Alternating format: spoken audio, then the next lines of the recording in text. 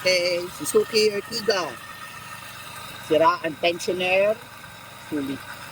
So, papalitan natin. Ang tinakbo nito ay 160,000. 2019 model. Ertiga 1.5. So, papalitan natin ng Suzuki genuine parts.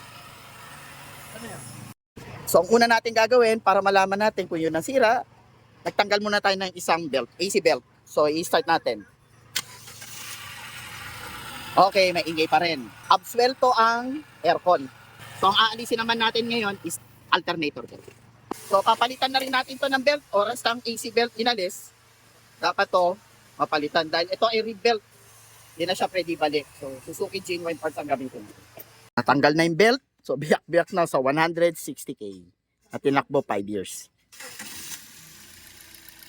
Okay, walang ingay. Testingin natin alternator pulley, water pump pulley, at tensioner.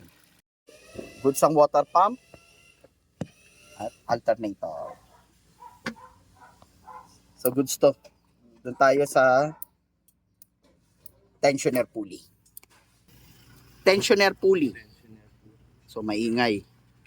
So, palitan natin to, Suzuki genuine parts.